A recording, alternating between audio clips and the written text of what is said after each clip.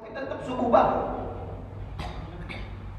Ini ditanyakan kepada Imam Hasan Al Basri, kepada orang-orang yang sulit untuk bangun, mobil khusus sholat di waktu gelap.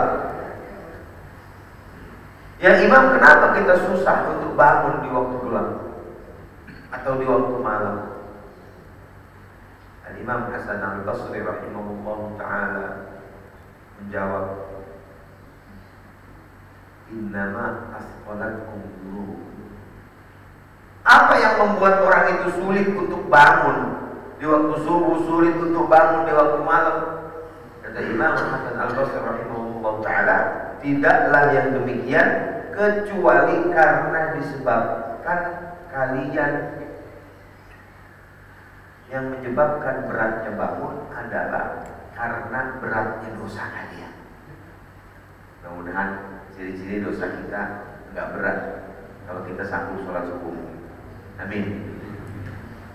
Beda kalau misalnya ulama-ulama terdahulu, ulama-ulama imam-imam seperti Imam Al-Ghazali rahimahullah ta'ala, yang kelas-kelasnya berbeda. Kita minimal banget subuh dah, minimal banget subuh kita. Ini RW berapa ini? RW 5. Di RW 5 ada berapa masjid? Ini doang. Satu RW 5 ada berapa kakak? Halo, yang muslim ada berapa kakak kira-kira? Mana Pak RW nih? Mana RW kagak ngaji lagi jangan-jangan? Ada berapa kakak itu? Kalau semuanya datang nggak muat ini masjid ini.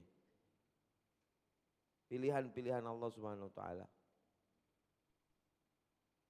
Kalau ulama seperti Al-Imam Abu Hamid Muhammad bin Muhammad Al-Ghazali At-Tusi rahimahullahu ta'ala, diriwayatkan beliau sholat puluhan tahun, Pak. Ini kelasnya lain lagi, Pak. Kalau tadi kelasnya kelas sholat subuh berjamaah atau sholat bangun sebelum sholat subuh. Al-Imam Al-Ghazali rahimahullahu ta'ala kelasnya lebih grade, naik lagi dikit. Yaitu orang-orang, Al-Imam Al-Ghazali diriwayatkan Imam Al-Ghazali puluhan tahun sholatnya, sholat subuhnya, itu wudhunya dipakai dari sholat wudhu isyaknya. Jadi beliau wudhu isya enggak batal sampai sholat subuh. Selama puluhan tahun. Artinya Imam Al-Ghazali rahimahullah ta'ala sholat isya hampir dikatakan tidak batal sampai subuh. Bisa jadi ngajar ataupun mengarang ataupun Imam Ghazali berzikir atau bermunajat kepada Allah sampai datangnya waktu subuh. Itu kelas lain lagi tuh, puluhan tahun. Ini orang kampung apa ini namanya, daerah apa ini? Kayu Putih. Daerah Kayu Putih. Ada yang ngikutin Imam Ghazali puluhan tahun. So wudu isya dipakai buat sholat subuh. Kok bisa? Soalnya isyanya 5 menit lagi mau azan subuh. Ini orang-orang yang sanggup untuk bangun sholat subuh, wabil khusus berjamaah, bersyukurlah kepada Allah Subhanahu wa ta'ala. Mudah-mudahan kita diistiqomahkan sampai kita berpisah antara ruh dengan jasad kita. Amin amin ya rabbal alamin. Jamaah yang dirahmati Allah Subhanahu wa ta'ala. Hadirin para asatidz sekalian yang dirahmati Allah Subhanahu wa ta'ala. Dalam hadis yang diriwayatkan oleh Imam Al-Hakim diantaranya, diriwayatkan oleh beberapa ulama ashabus sunan juga, bahwasanya Allah Subhanahu wa ta'ala berfirman dalam sebuah hadis kursi, ba'da an khalaqa al-jannata wan nar, setelah Allah Subhanahu wa ta'ala menciptakan sorga dan juga neraka. Ceritanya Allah selesai menciptakan sorga, selesai menciptakan neraka. Kata Allah Subhanahu wa ta'ala, ya Jibril, wahai Jibril, lihatlah sorga yang telah aku ciptakan. Diperlihatkan oleh Allah Subhanahu wa ta'ala, Jibril akan surga Allah Subhanahu wa ta'ala. Begitu masuk Jibril alaihissalam melihat begitu besar nikmat Allah yang Allah berikan kepada hamba-hambanya di sorga. Servis yang dipersiapkan untuk landingnya hamba-hamba Allah yang beriman kepada Allah Subhanahu wa ta'ala. Kata Jibril alaihissalam kembali kepada Allah, ya Allah, rasanya tidak ada yang mungkin tidak mau masuk surga ya Allah. Ya, dengan gemerlap surganya yang luar biasa. Surga kan apa aja ada. Mala ainun ra'at wala udhunun sami'at wala khatara ala qalbi basyarin. Apa-apa aja di surga ada. Yang kita pengen Pak di surga ada. Belum kita minta baru kita pengen udah ada Pak. Itu nikmat surga. Tidak terbayang oleh logika orang, nalar orang. Tidak bisa dibayangkan oleh mata. Itu saking nikmat surganya begitu tinggi. Lalu Jibril alaihissalam menghadap lagi kepada Allah setelah melihat surga. Ya Allah, rasa-rasanya tidak mungkin ada orang yang tidak masuk surga dan tidak pengen masuk surga. Jibril balik lagi sekarang. Lihat. Suruh balik yang kedua kali Jibril ke surga. Begitu Jibril ngelihat ke surga, ternyata surga Allah Subhanahu wa taala sebelum masuk ada perkara-perkara yang memang sengaja oleh Allah Subhanahu wa taala diciptakan untuk bahwasanya masuk ke dalam surga butuh dengan perjuangan dan kesulitan. Huffatil jannatu bil makarih. Surganya dibikin ada cobaan, dibikin males, dibikin sulit, dibikin ketika mau masuk surga tuh ada saja godaannya. Balik lagi Jibril alaihissalam ke Allah. Ya Allah, setelah perlihatan yang kedua ini rasanya sulit sekali untuk bisa masuk surga. Ya Jibril, saya sudah menciptakan neraka, sekarang engkau lihat neraka. Berangkat Jibril ngelihat neraka. Begitu nyampe, balik lagi ke Allah. Ya Allah, rasanya tidak akan ada orang yang masuk ke dalam neraka dan tidak ada yang mau masuk ke dalam neraka. Dengan azabnya yang luar biasa, dengan seksaan yang sangat luar biasa. Yang paling ringannya Pak, yang paling ringannya azab neraka saja. Ini akhir-akhir ini saya lihat ada orang bikin video. Videonya itu seolah-olah dia meremehkan neraka. Dibikin pakai AI. Videonya itu seolah-olah dia bilang, aku lagi hari pertama nih di neraka, backgroundnya neraka. Ada lihat nggak videonya itu? Tersebar tuh. Ini orang nggak tahu neraka, nggak kenal Allah, nggak tahu apa itu neraka, dianggap remeh, dianggap bahan-bahan permainan saja, anggap bahan tertawaan. Ketika Jibril alaihissalam disuruh melihat neraka, ya Allah, rasanya tidak ada orang yang mau masuk neraka dan tidak ada yang bakal masuk ke neraka. Saking menyeramkannya neraka. Paling ringan azab di neraka itu Pak. Paling ringan. Akhafu syai', akhafu adzabin nar. Paling ringannya azab neraka. Nih sebenarnya ringan. Batu api neraka ditaruh di telapak kaki. Kepalanya mendidih. Poloknya mendidih Pak. Polok apa namanya? Ini sini pakai bahasa Indonesia apa pakai bahasa Betawi nih? Campur-campur ya. Kalau bahasa Betawinya palanya lodoh. Lodoh. Kalau bahasa Indonesianya mendidih polonya Pak. Batu neraka ditaruh di telapak kaki yang lodoh pala. Coba bayangin. Sesuatu itu kalau dibakar biasanya yang kebakar zatnya. Tapi saking pedihnya azab neraka. Kaki yang terkena, kepala yang mendidih. Naudzubillah min. Lalu Jibril disuruh balik lagi yang kedua kali ke neraka oleh Allah. Ya Allah, setelah saya lihat yang kedua kali, rasanya sulit manusia untuk selamat dari api neraka. Karena apa? Karena Allah buat menuju neraka itu jalannya nikmat. Pak. Itu. Maka dalam hadis yang lain, dalam riwayat yang lain dikatakan, huffatil jannah bil makari wa huffatin nar bil maladzat. Dalam riwayat dikatakan bahwasanya sorga, kalau mau masuk sorga emang rada pahit. Kalau mau masuk neraka jalannya gampang. Saya sering bilang begini. Setan itu kan aslinya bukan penduduk neraka, aslinya. Tapi karena nggak mau sujud kepada iblis, kepada Nabi Adam alaihissalam, fasajadu illa iblis. Semua mau sujud para malaikat kecuali iblis. Aba wastakbar, nggak mau dia. Lalu Allah Subhanahu wa taala tetapkan ini penduduk neraka. Iblis, setan. Tapi dia nggak mau sendiri, Pak. Nggak apa-apa ya Allah. Saya masuk neraka juga katanya. Anzirni ila yaumi yub'atsun. Ya Allah, nggak apa-apa masuk neraka, tapi saya pengen azabnya ditunda nanti hari kebangkitan. Mau ngapain? Saya mau menyesatkan anak keturunan Adam. La ughwiyannahum ajmain. Saya bakal sesatin semuanya. Maka aslinya masuk neraka bukan anak cucu Adam, tapi disesatkan anak cucu Adam. Jadi iblis ini mau masuk neraka tapi ngajak-ngajak orang beriman atau ngajak-ngajak manusia, ngajak ke neraka. Maka iblis itu tidak akan pernah serta-merta mengajak kita ke neraka. Ayo neraka, neraka, neraka. Ada gak kira-kira yang mau ngikut? Gak ada. Tapi iblis akan menggambarkan jalan menuju neraka itu indah.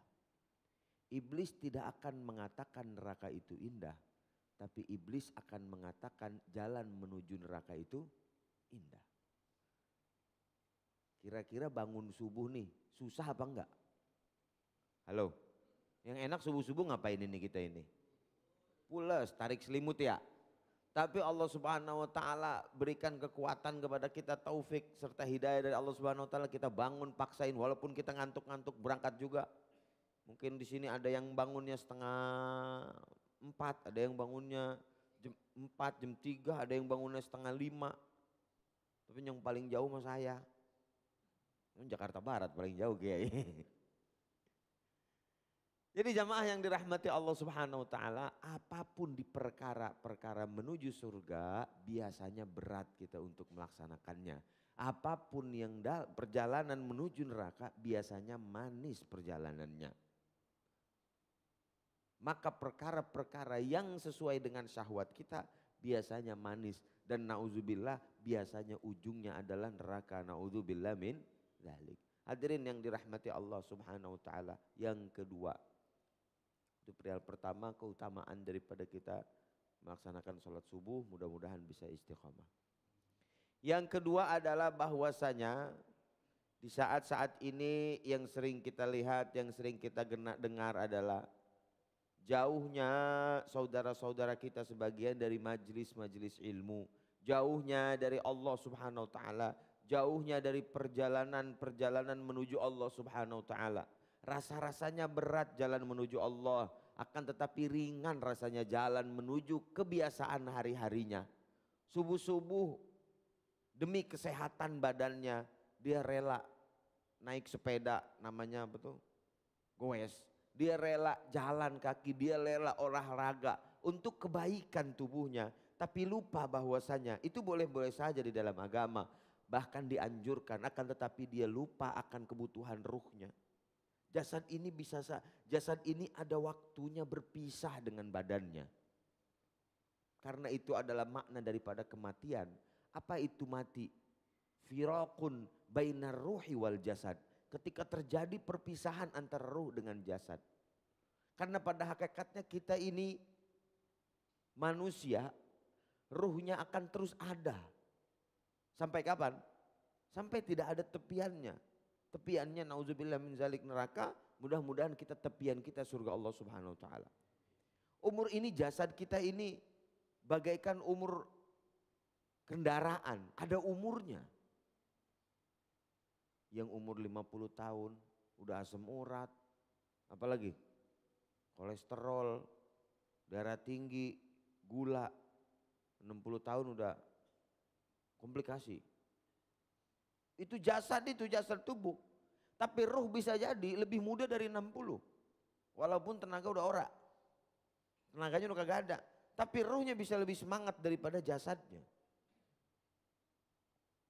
Roh ketika kita meninggal itu hanya bergeser ke alam selanjutnya. Bergeser ke alam kubur. Alam kubur habis, bergeser lagi ke alam setelahnya. Perjalanan-perjalanan halte kehidupan kita masih ada 11 perjalanan lagi. Masih panjang perjalanannya. Ini kita baru lewatin alam yang pertama, alam roh. Yang Allah Subhanahu wa taala bertanya kepada kita, alastu bi rabbikum? Qalu bala. Bukankah aku ini Tuhan kamu? Lalu roh-roh berkata, iya ya Allah. Setelah itu masuk janin ibunda kita. Setelah itu keluar baru kita masuk halte yang ketiga dari kehidupan. Yaitu kehidupan dunia. Para ulama meletakkan masih ada 9 sampai 10 halte kehidupan lagi. Yang belum kita singgahi. Yang tepian yang mudah-mudahan surga Allah Subhanahu wa taala. Akhir-akhir ini banyak orang jauh daripada ilmu agama Allah. Jauh daripada ulama agama Allah. Jauh daripada apa-apa yang diajarkan oleh Rasulullah SAW. Ini masalah besar. Yang harus diempuk oleh para kiai-kiai dan para asatidz. Zaman sekarang ini zaman artificial intelligence. Atau intelijen. Nih, AI. Ada ChatGPT, ada apa lagi? DeepSeek, ada Gemini, ada AI yang lainnya.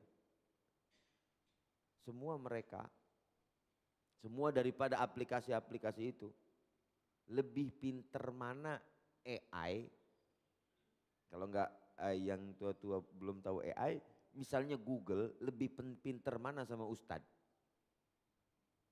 Halo, ini diam aja nggak berani jawab, ada Ustadznya kan di sini? Kita ini para asatidz misalnya, kalaupun dikatakan orang Ustadz, itu Google tuh lebih pinter, betul apa enggak? Iya, guru di kelas, dosen di kampus lebih pinter AI daripada mereka. Ini tahun ini Pak, 10 tahun yang akan datang akan seperti apa artificial intelligence ini. Tapi ada satu yang tidak bisa dimiliki oleh AI. Di antaranya adalah AI itu, Google itu tidak bisa mentransfer nilai-nilai spiritualitas antara pertemuan guru dengan muridnya. Pertemuan syekh dengan muridnya. Pertemuan kiai dengan muridnya. Liqa'un musyafahatan. Perjumpaan secara tatap muka. Itu tidak bisa diwarisi oleh atau diberikan oleh AI atau oleh Google. Karena kita nggak usah jauh-jauh. Innalillahi ibad idza ru'u dzukirallah. Allah memiliki hamba, ada yang baru dilihat kita udah ingat sama Allah. Belum ngomong orang itu. Kita lihat mukanya adem banget ya, ada gak orang gitu? Ini orang-orang soleh, kalau dilihat mukanya kita rasanya adem. Ada orang yang kita lihat mukanya udah empet aja kita. Empet paham empet? Apa ya empet ya? Empet apa bahasa Indonesianya Pak? Enak aja gitu kan. Maka salah satu ciri-ciri istri soleha adalah idza ra'aitaha sarrotka.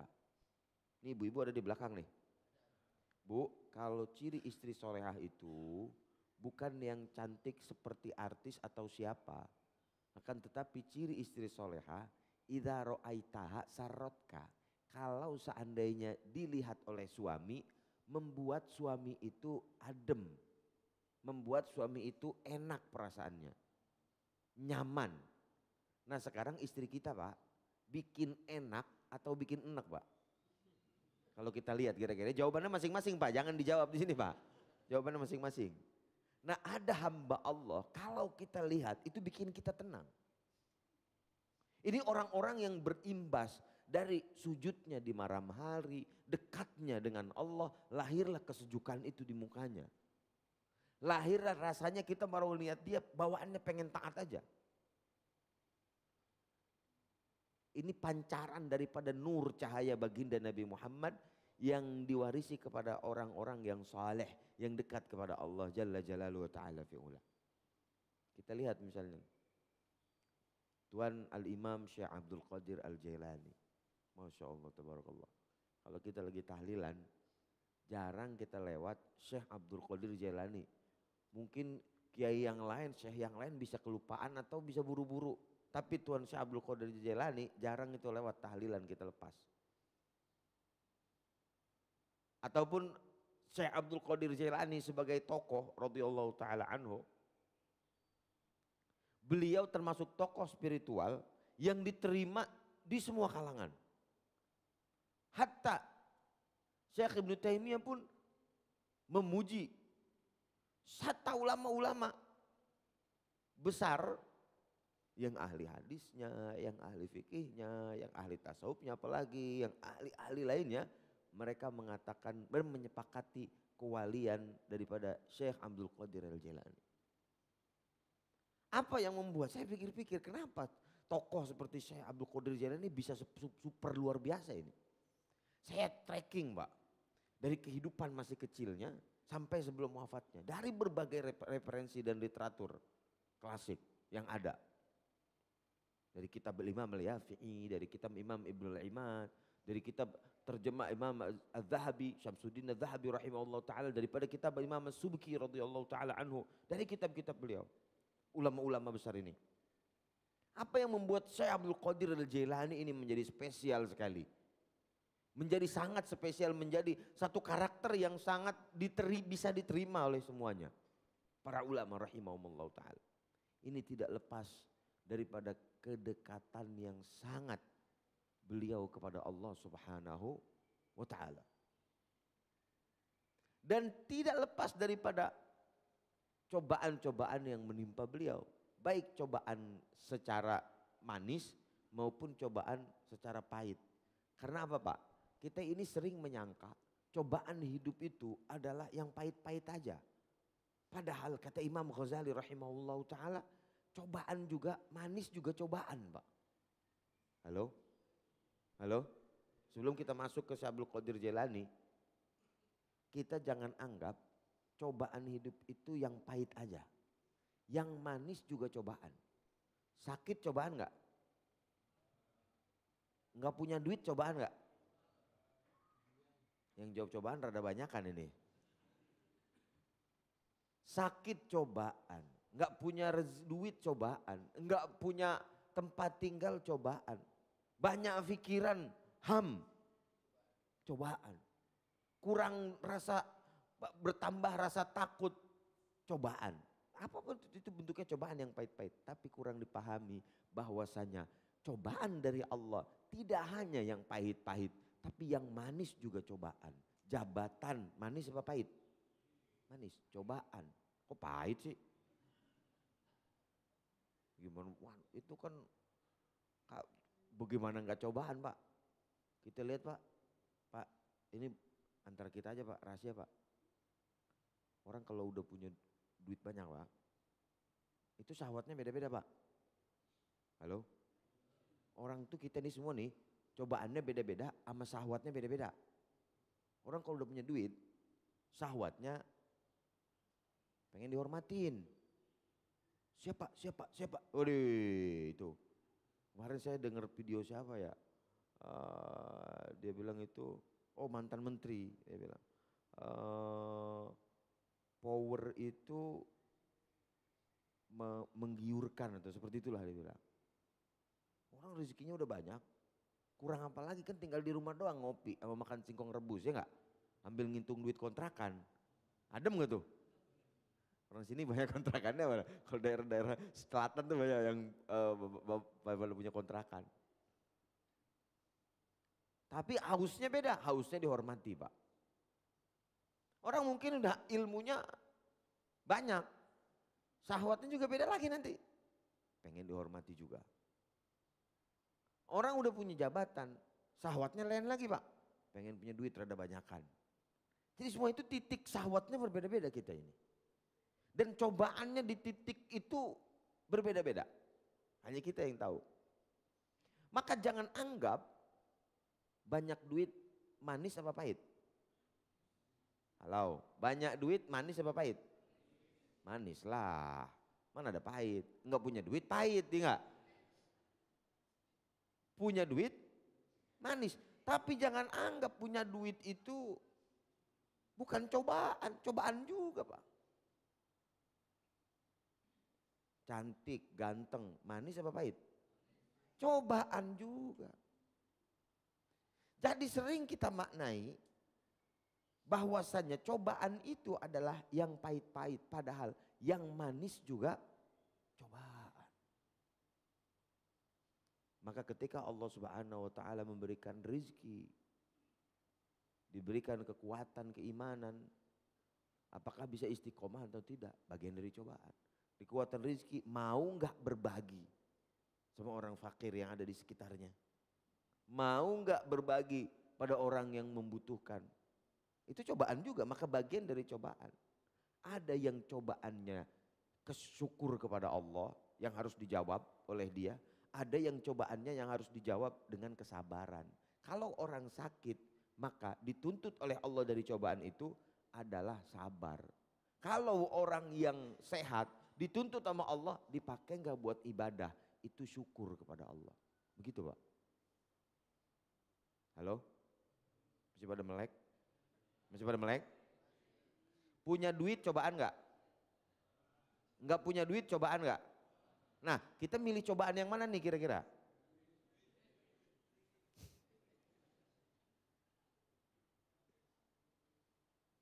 Pak, ada satu hadis Nabi Muhammad SAW, kata Nabi Muhammad SAW, akan masuk orang-orang fakir, orang-orang miskin ke dalam surga 500 tahun sebelum orang kaya. Dengerin nih orang kaya. Orang miskin, orang fakir masuk surga 500 tahun, masuk surga duluan sebelum orang kaya nyampe. Jadi orang miskin udah masuk ke dalam surga 500 tahun, habis itu orang kaya baru pada nyampe.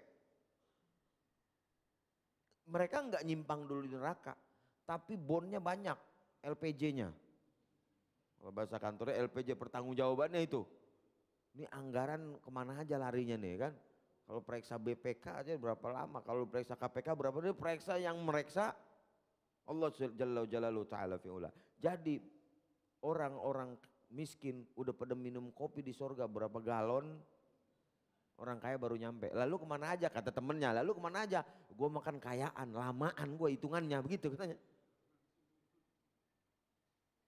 Jadi orang fakir masuk surga duluan daripada orang kaya 500 tahun kata Nabi Muhammad SAW. Jadi mau kaya mau susah. Mau kaya mau susah Pak? Kagak ngaruh hadis ya kan. Bismillahirrahmanirrahim. Ini nikmat ini cobaan juga ini. Alhamdulillah. Baik.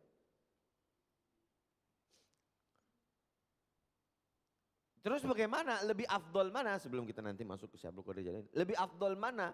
Kita menjadi orang kaya apa menjadi orang susah? Afdol bukan mau. Kalau ditanya mauan jadi orang kaya, mauan jadi orang susah. Kaya. Pokoknya mah hadis mah bodo amat gitu ya. Tapi lebih afdol mana jadi orang kaya atau jadi orang susah? Jawabannya adalah, entah dulu saya belum jawab ini. Kayak mulu. Jawabannya adalah lebih afdol jadi yang mana Allah pilih kita. Kalau kita jadi orang kaya, jadilah yang bersyukur. Itu afdol buat kita. Kalau dijadikan orang miskin, maka sabarlah, itu afdol buat orang itu. Jelas Pak? Jadi nggak ada afdol-afdolan, tergantung kita di posisi mana. Aqim haitsu aqamakallah kalau kata Ibnu Athaillah Sekandari. Berposisilah di mana Allah memposisikan Anda. Kalau dijadikan orang kaya, berbagilah ke orang-orang lain. Kalau dijadikan orang susah, sabarlah. Karena bisa jadi ada orang kaya yang kufur, tidak mensyukuri nikmat Allah. Ada orang fakir juga yang gak syukur atas nikmat Allah. Ada orang yang fakir tidak sabar. Dapat sehari segini-segini bae ini. Sholat merajin banget, susah terus, betul nggak? Ada orang yang kita lihat tetangga kita, sholat mah kagak, ke masjid batang hidungnya nggak pernah kelihatan, apa aja kaya banget itu ya? Ada nggak pikiran begitu? Bukan masalah. Ada pikiran orang begitu. Kenapa dia gak pernah ibadah, subuh gak pernah kelihatan. Kok dia rezekinya lebih banyak dari saya? Katanya begitu. Sementara ada saya ini, atau ada orang itu, dia gak pernah ke masjid.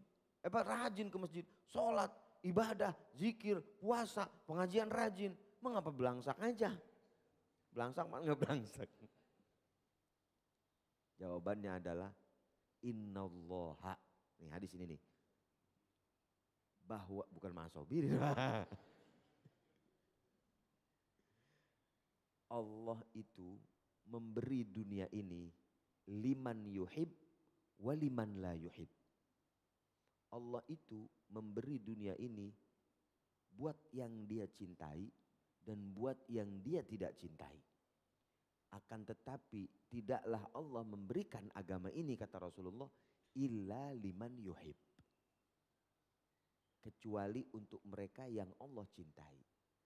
Allah bisa saja memperkaya orang, tapi kaya itu belum tentu tanda Allah cinta. Tapi ketika Allah menggerakkan seorang hamba untuk mendekat kepadanya, itu pertanda pasti Allah cinta kepadanya. Itu jawabannya Pak.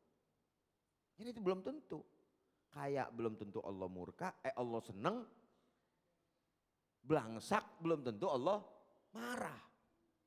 Karena pada hakikatnya Allah memberi belum tentu Allah ridho. Allah menahan belum tentu Allah marah. Saya ulangi sekali lagi. Allah memberi atas apa yang kita pinta belum tentu tanda Allah ridho. Sebagaimana Allah menahan dari satu nikmat belum tentu Allah itu murka Pak. Karena banyak di antara kita yang masih berhamba kepada Allah take and give. You know? Kayak bekerja sama teman, kayak bekerja sama bos, kayak berinteraksi dengan kawannya. Kamu baik, aku baik. Kamu nggak baik, aku nggak baik. Ada begitu orang. Kalau ada yang kerjanya sama bos, bos gaji tinggi, kita kerja baik, integritasnya atau kredibilitasnya kerjanya, etos kerjanya bagus. Tapi kalau bos nurunin gaji, males-malesan. Ada orang yang bekerjanya dengan Allah begitu. Berhambanya dengan Allah begitu. Pada hakikatnya kita harus telisik lagi ke dalam diri kita. Kita ini posisinya apa sih? Hamba. Hamba itu apa sih? Mau diapain aja terserah Tuannya. Kalau itu hamba. Hakikat paling tertinggi puncak ketika Allah berkata kepada Nabi Muhammad SAW di dalam Al-Quran. Subhanalladzi asra bi'abdihi bukan bi rasulihi. Ketika Rasulullahnya diangkat tapi disebutnya hamba. Ketika Mi'raj Rasulullah diangkat. Tapi disebutnya hamba. Hamba itu apa? Terserah Tuannya mau diapain aja. Tapi ada orang yang berinteraksi dengan Allah berdasarkan apa yang Allah berikan. Contoh gini. Kalau Allah baik, saya rajin sholat. Kalau Allah enggak baik sama kita, secara kasat mata padahal Allah selalu baik dengan kita. Kalau Allah kasih gaji tinggi, saya naikin jabatan, saya akan berbuat baik. Bisnis saya maju, saya akan berbuat baik. Kalau enggak maju, sholat apa enggak? Enggak. Ada orang berinteraksinya dengan Allah seperti itu. Padahal kita posisinya sebagai hamba. Yang sangat miris adalah ada orang yang menempelkan amal solehnya kepada dirinya. Bukan kepada Allah, padahal itu adalah pemberian dari Allah murni. Itu saya udah nyumbang di masjid itu berapa? 120 miliar hasil korupsi minyak. 120 sekian dan diklaim kepada dirinya, saya sudah membantu agama Allah. Ingat ini Pak, kita ini masih banyak bermuamalah kepada Allah seperti pekerja. Yang kedua, ada kita masih berinteraksi kepada Allah seperti anak kecil kepada orang tuanya. Gini, ada anak kecil datang ke bapaknya, Pak, masih SD, beliin saya sepeda dong. Ya, kamu saya beliin sepeda. Tapi enggak sekarang, kata bapaknya. Kapan? Kamu harus nabung kalau mau beli sepeda. Nanti setiap hari bapak kasih uang jajan 30.000. Kamu tahu kamu jajankan 20.000, 10.000 kamu masukkan ke celengan kamu, tabungan kamu. Yang dari ayam jago, tanah liat. Zaman dulu ya. Anak itu dikasih uang 30.000 tiap hari oleh orang tuanya untuk jajan. 10.000 dipotong, masukin ke celengannya, ke tabungannya. 10.000 setiap hari. Sampai datang waktunya full sudah tabungan itu. Dipecahin, Pak, Bapak, Ibu, sudah penuh nih kita beli sepeda. Oh ya, bapaknya dengan senang hati dipecahkan itu. Ayam jago dari tabungannya itu dibuka, dihitung, yang hitungnya pun bantuin orang tuanya, bapaknya dan ibunya, yang nganter pun ibunya ke tempat sepeda, sampai ke tempat sepeda beli pulang. Dia naik sepeda di depan teman-temannya, dia anggap itu ketika ditanya sama temannya, waduh sepeda baru, kamu dibeliin bapak kamu? Enggak, ini duit nabung saya. Kita tuh masih banyak seperti itu. Kita ibadah dari Allah Subhanahu wa taala, rezeki kita dari Allah Subhanahu wa taala, sedekah misalnya, rezeki kita dari Allah Subhanahu wa taala, kerjaan kita dari Allah Subhanahu wa taala, kecerdasan kita pemberian Allah Subhanahu wa taala, kita dapat pekerjaan dari Allah Subhanahu wa taala, kita dapat peluang bisnis dari Allah Subhanahu wa taala. Allah gerakan kita untuk bisa bersedekah dari Allah Subhanahu wa taala. Kita bersyukur bisa sedekah, gerakannya dari Allah Subhanahu wa taala. Setelah kita sedekah, kita berkata, itu hasil jerih payah saya. Padahal semua regulasinya dari ujung hulu ke hilir itu semua dari Allah Subhanahu wa taala. Anak itu berteriak, "Ah, ini sepeda saya." Padahal Allah yang membuat kita bisa melakukan amal soleh. Banyak yang kita anggap itu amal kita, padahal semua adalah taufik, gerakan, pemberian murni karunia dari Allah Subhanahu wa taala. Lalu apa yang harus kita klaim? Semua adalah pemberian dari Allah Subhanahu wa taala. Jadi jangan berteriak-teriak seperti itu. Karena pada hakikatnya semuanya adalah gerakan dari Allah Subhanahu wa taala. Enggak sempat kita ngomongin Tuan Syekh Abdul Qadir Jailani dari jam 6 ini. Hah? Halo? Terus apa udah ini? Gimana kalau sampai jam 9? Siap? Saya enggak siap. Karena jam 8 ada di Kebayoran. Jam 9 ada, jam 10 ada di Cilandak. Jadi bapak-bapak yang dirahmati Allah Subhanahu wa taala, yang pertama di subuh kali ini bersyukur atas nikmat Allah Subhanahu wa taala. Atas apa yang Allah Subhanahu wa taala berikan, nikmat ibadah. Tapi hati-hati jangan sampai ada setan masuk ke dalam celah, karena setan akan selalu menggelincirkan kita. Setan tidak akan mengajak kita ke neraka. Setan tidak akan memberitahu kepada kita jalan menuju neraka itu indah. Tapi setan akan selalu membujuk kita jalan menuju neraka itu indah. Nerakanya tidak indah, setan pun yakin. Bahkan setan berkata di akhirat, "Inni bari'um minka, inni akhafullah." Kata setan di akhirat, saya lepas tangan dari ente-ente pada. Saya takut kepada Allah. Setan masih takut. Kok ada orang gak takut sama Allah? Na'udzubillah min dzalik. Setan aja masih takut kepada Allah Subhanahu wa taala. Inni bari'um minka. Saya lepas tangan, kata setan. Inni akhafullah.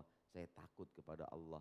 Semoga Allah Subhanahu wa taala berikan kita keistiqomahan, selalu berada di jalan Allah Subhanahu wa taala, tidak tertipu baik berupa yang manis maupun yang pahit. Tuan Syekh Abdul Qadir Jailani, terakhirlah supaya saya udah terlanjur ngomong Tuan Syekh Abdul Qadir Jailani, kenapa beliau predikatnya tinggi. Di closing statement kita, Tuan Syekh Abdul Qadir Jailani pernah karena sudah mencapai tingkat keimanan yang tinggi, satu ketika lagi berzikir malam-malam. Ini kekuatan iman dan ilmunya Tuan Syekh Abdul Qadir Jailani. Tiba-tiba lagi berzikir malam-malam gelap gulita, ada cahaya datang. Tuan Syekh,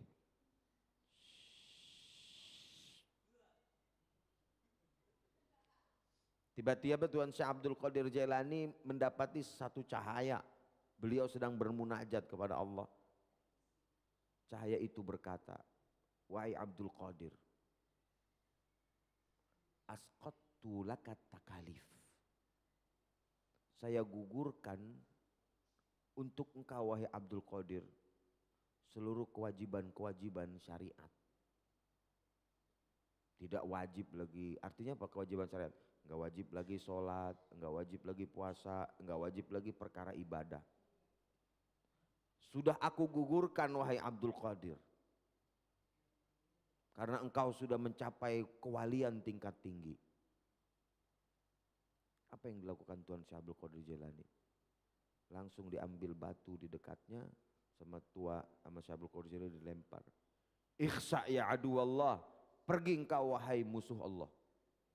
Itu yang tadinya cahaya berubah jadi asap hitam. Cus. Kayak di film ini. Tapi di kitabnya begitu Pak. Berubah jadi setan bentuk aslinya. Wahai Abdul Qadir, dari mana engkau bisa tahu itu?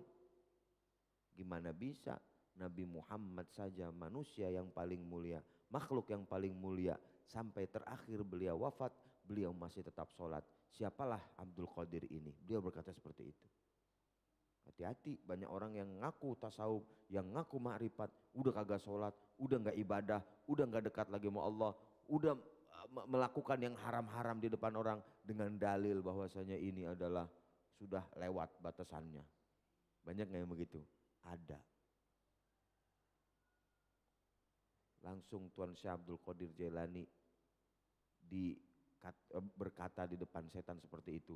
Lalu setan itu menjawab, Ya Abdul Qadir, najauta bi ilmika. Ya Abdul Qadir, najauta bi ilmika. Wahai Abdul Qadir, engkau selamat dengan ilmu engkau. Itulah bekal ilmu penting. Tidak hanya iman yang harus kita pupuk, tapi ilmu sebagai bekal. Tidak hanya semangat beragama, tapi harus dibarengi dengan semangat mengkaji, mempelajari ilmu-ilmu Allah Subhanahu wa taala supaya selamat. Kalau kita kira-kira bagaimana tuh? Lagi malam-malam, kita lagi zikiran. Tiba-tiba ada datang cahaya. Wahai Haji apa? Haji Anu, engkau sudah saya angkat jadi wali, tidak perlu sholat lagi. Kira-kira bagaimana kira-kira kita? Hah? Langsung kita pasang pelang, pengobatan alternatif besoknya. Siapa yang mau berobat ke sini udah jadi wali kita dianggapnya. Tapi Tuan Syekh Abdul Qadir Jailani dan orang-orang yang dekat kepada Allah, mereka selalu istiqomah di jalan Allah Subhanahu wa taala, berupaya untuk terus membentengi keimanannya dengan keilmuannya. Mudah-mudahan kita diselamatkan dunia dan akhirat, diberikan kemudahan jalan menuju Allah, diberikan nikmat-nikmat di hari-hari kita. Amin amin ya rabbal alamin. Wallahul muwaffiq ila aqwamit thoriq. Wassalamualaikum warahmatullahi wabarakatuh.